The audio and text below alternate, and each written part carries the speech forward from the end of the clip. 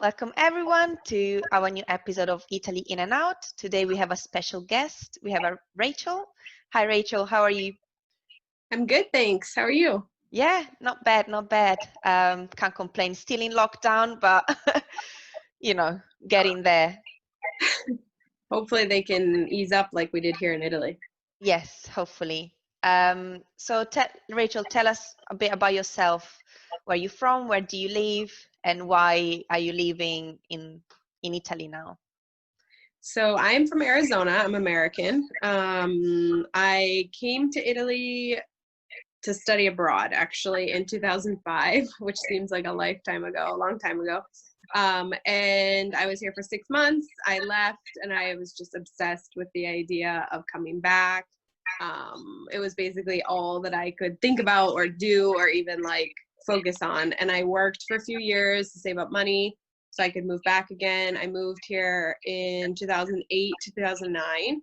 And then it was just harder than I was expecting. Like it was harder to find a job and harder to make enough money to live. And so I ended up going back to the States. And then I moved back for a little while in 2011. And then finally in 2014, I moved back permanently. I sold everything I owned, like literally even my silverware, sold it all so that I would have enough money to make it, to give it a good chance. Because the first time I did that, I really didn't have enough money to like stay that long. But literally sold everything I owned, like sold my sheets on my bed, my mattress, like everything. You can't even imagine. It was crazy. And I moved back here and I've always been in Florence. I live in Florence now. It's my favorite city in Italy. So it's where I ended up. And yeah, that's how I ended up here. Wow, that's really intense story. Like, yeah, listening to it. Wow.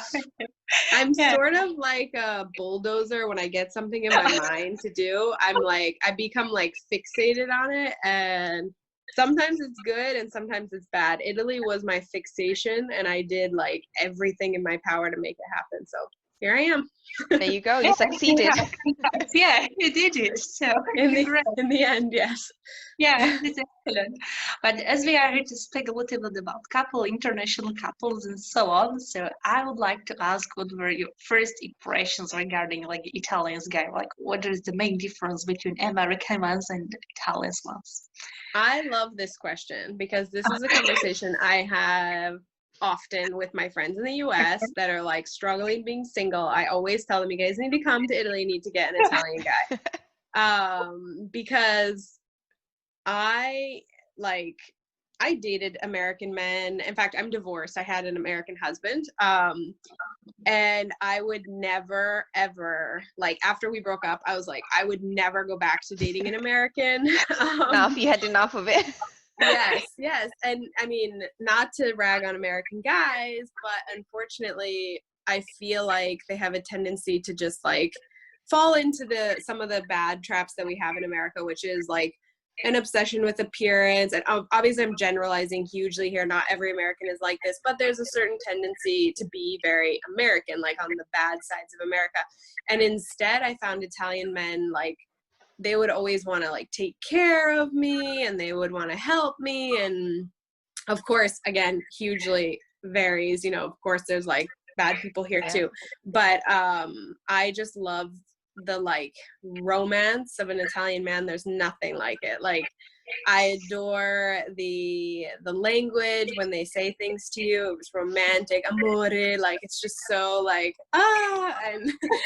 and I also really appreciate, I feel like Italian men are raised to accept like women's bodies and body functions, like periods and things like that, way better than American men. American men are like terrified of periods or talk about anything like that, is like, ah! And instead here, like I couldn't believe that it was an actual excuse that I could give people of why I didn't want to do something because I had my period. I was like, wait, I can just tell you that and you'll just like be like, oh, you poor thing, like, yo, yeah, stay home. Like I was like, what is this magical place? So I really love like that about Italian men too. Like their moms don't mess around. Their moms teach them these are normal things. Women are human. We have bodies, like, and I just, oh my gosh, I just love it. I appreciate that so much. I love that. I was thinking, Yeah. when you said that you love when Italian men call you amore and stuff, Yeah. I missed that because my husband is is English, so I tried to get him to call me amore mio, but but he doesn't. He finds it. I don't know. I think because he's not Italian, he finds Awkward. it awkward. Yeah. Yeah. So he's like amore mio. It's very sweet, but yeah, It's probably cute with his little accent, you know? He's is like trying. it's really cute. So Rachel, for now you've told us like the good things. How about challenges? Did you have to face any challenges when you met Marco?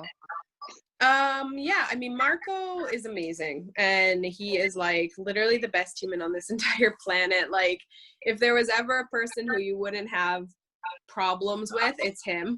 And so he definitely like adapted to me being the way that I am American, never put expectations on me to act like an Italian girl or something like that. But still, I would say that there are challenges, like in terms of expectations from family. Like in the beginning, his mom always wanted us over at her house. And I mean, I like have moved all over the world. I have lived alone a lot. Like, I am so independent, and the idea of like always having to do something, like every Wednesday we have to go to her mom, like his mom's for dinner, and every Sunday we have to go for lunch, was just like, someone's telling me I have to do something and I'm like 30 years old. Like, wait a minute, I don't know if I can do this. So that was challenging, but again, because Marco's amazing, he just like worked it out with his mom, and it was fine. But I would say also, especially now that we have the baby, we have a daughter. She's 1.5, almost next month she'll be 1.5, and like that has been crazy because there's so many differences in how to raise kids. Just huge. I mean, this is the biggest cultural difference I've ever felt with Italians is now. And just to give you some examples, like bedtime, in America, we're like, the kids go to bed early. They go to bed at 6:30. They go to bed at 7, like in bed, lights out, done. And here, people are like taking their kids out to restaurants. The kids are sleeping in their strollers at midnight while their parents are out having a drink. I mean, just like a completely different world. And so that's been challenging also with the grandparents who want to have that type of relationship with their granddaughter. They want to go out to dinner and have her there. And it's just not going to happen. Like, I like her going to bed early, and that's what we do. So, but even just things like first foods, you wouldn't think about this as a thing, but in America, like first foods are usually fruits and vegetables, and here it's plasmon biscuits, like Yes. dissolved in milk. And I did not want those things anywhere near my daughter. I looked at the ingredients. I'm like, it is 100% sugar. No, I'm not. Those aren't even coming in my house. And of course, then like the in-laws are like taking it super personal. Well, your husband was raised on those. They're not good enough for him. They're not good enough for your baby. It's like, oh, okay. I used to love them. I used to love the plasma biscuits so much. I'm not surprised. They're literally sugar and milk and flour. Yeah. It's like, what's not to like? I mean, delicious, but. Okay. So here in an example, it's an addiction after all. So Yeah. So. Okay. So how did you sort out? Because we're speaking about like bringing up a child. So how did you sort out? I mean, like in terms of like rules. Like, do you practice more the American style or Italian, or you just figure out your own, like a mixture of all these cultures? Well, some things are mixed. Like, we speak to her in both languages, so like she definitely will be bilingual. I mean, she already is. Like, she'll say a word half in Italian and half in English. Like, she'll say, "It's a bow," and bow, if anyone's listening, it means dog. But like in baby talk, but bow we don't say in English. So it's funny because she's like, "It's a bow." Like, yeah, good. But some of the rest of the stuff, I would say we mostly follow American, and probably a little bit because I'm with her more. Like, I work from home. So, I'm around where my husband has a very demanding job, so he gets home late, so he doesn't really see her. So a little bit is like falling on me. I'm going to do what I feel comfortable with. But also, Marco and I, early on, we made a rule that was, because in the beginning we had trouble with this. It was like, I wanted to do it my way and he wanted to do it his way that his mom was telling him how to do. And so we were like, okay, who's right? You know? And so we came up with a compromise, which was we could both have an opinion on how to do something, but we needed to present evidence that that was the way to do it. So for example, the plasmin biscuits, he was on board with plasmin. Okay. He loves plasmin too. He was like, those are so good. I ate them my whole childhood. I'm like, okay. So I was like, look, if you can find me a single like piece of evidence that is a good idea to feed her sugar from the minute she's born, I will let you feed her plasmin biscuits. But otherwise, we're going to do it my way. So it sounds silly, but when you're sleep deprived and you're like trying to make a compromise and you literally have like someone's life on the line and you feel so strongly about it because it's your child and you just like are obsessed with them. It was a good way for us to kind of like confront our own cultural differences, because even some of my cultural differences, like there wasn't necessarily proof that that was the best way to do things. So when we had to both bring evidence and support like why we were making decisions, it took away a little bit of the like, I don't know, like, well, I just feel like this side of it and made it easier for us to come up with a decision. So that has worked great for us. And we still do it now. Like when Valentina, like right now she has really bad separation anxiety, poor thing. And even how to deal with it. Like Marco's reaction was just leave her there. Like just because she'll want me to hold her all the time.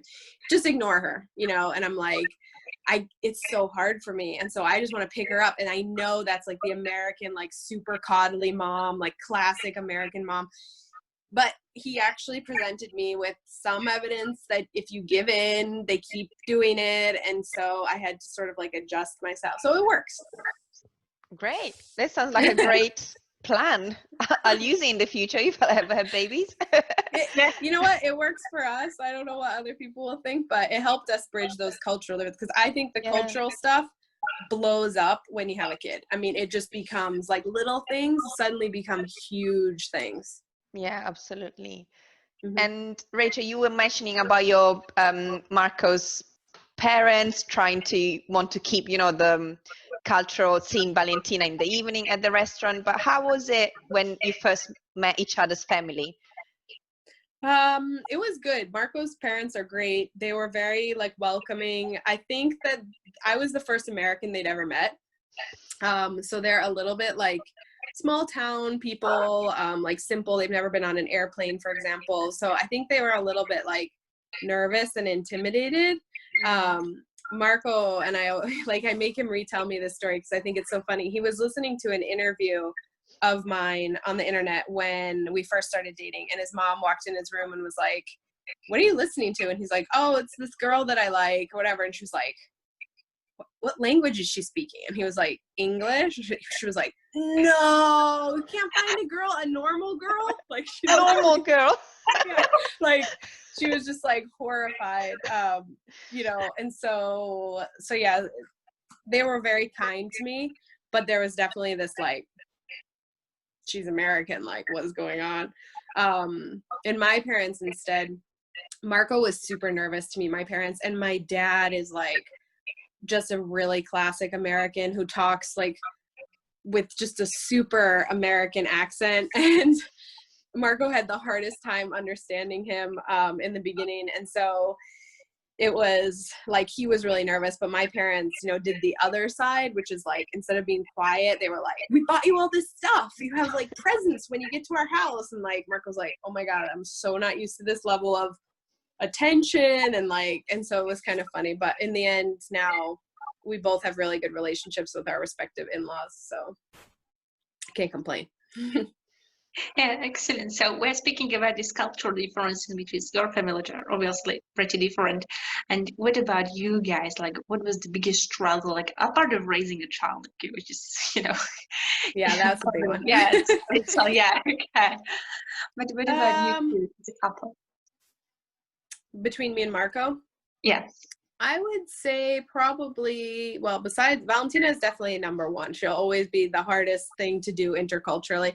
But I would say just between the two of us, like maybe when we started dating, like the rules of dating, because I dated Italian guys, but nothing serious by any means. And so I wasn't really sure like how you have like a serious relationship. You know, and even in the beginning, like I remember one time we had this is like the best misunderstanding Italian English that I can think of, is he told me he was leaving work, okay, but I didn't know that because I wasn't used to his work schedule. So it was like 8:30 at night, and he said sto uscendo, and I was like, he's going out. Like he didn't even tell me when he was leaving work. He didn't even say who he's going out with. Like, so I responded basically like, allora buona serata, like, okay, have a good night, bye, you know. And he was like, that's weird, like I thought we were gonna like chat on the phone and like talk about our day. And so I didn't write him and he didn't write me, and we kept both going on with WhatsApp to see if the other one was online. and like being like, well, they're online, they're not writing me, what the heck. And so the next day I didn't write him at all because I'm like, well, he obviously doesn't want to talk to me, I'm not going to be the first person to talk to him. And so at like noon or something, he writes me and he's like, okay, you win, I'm caving, like what happened, like why are we not talking, or what is going on? And I'm like, well, I think it's pretty rude that you just told me you were going out. He's like, I was leaving work. And I was like, oh no. So I mean, I guess you could say like language would be a challenge, but also just like that general stuff. Like I did the very American thing of being like, all right, well, I'm not talking to you anymore. And just like, you know, whatever. And I didn't know how to navigate that in Italian. I'm like, if I say something, do I scare him off? Do I like, you know, that's hard when you're first dating, is like, how do you navigate those? Because you don't realize, but they're really ingrained. Like how you date somebody is so ingrained in your culture. And so, yeah, I worried about that a little bit at the beginning. That's great. Thank you so much, Rachel. That's very helpful. Is there any tips that you would like to give to our listeners as just to close up, as being part of a multicultural family, or not growing up? How do you say to bring up a daughter or a child in a multicultural family? I would say the best advice I can give you is never to think like one culture is better than the other. Each one is going to have their strengths and their weaknesses, and finding like the compromise is at the benefit of everybody. It's at your own benefit because you learn something new. It's at the benefit of your child, who can see both sides, both perspectives, both languages. Here I see like the biggest mistakes and the most unhappy mixed families, like mixed culture families, when they prioritize one culture over the other. Like, we're in Italy, so we're doing everything Italian. But then the other person eventually starts to feel the missing piece that's inside of them, you know, and they don't like that their kid doesn't speak the language that their grandparents speak or whatever. So I think the best thing is compromise, like all the way, finding a way that you can still honor both cultures and also keep both cultural traditions and stuff going along. It's amazing advice too. Thank you very much for having me here today. It is really helpful, and I think that was like a really nice insight to these mixed cultures. So once again, this is Rachel. She has also an Instagram account, the Italianista, right? Yes, that's right. Yeah, so you can follow. Yeah, you can follow her there, and she shares little beautiful stories and pictures and much more. So thank you very much once again. Thanks for having me, guys. It's been fun. Great. Thanks, Rachel. Thanks. Have a great day. Thank you. You too. Ciao a tutti. Ciao. Ciao.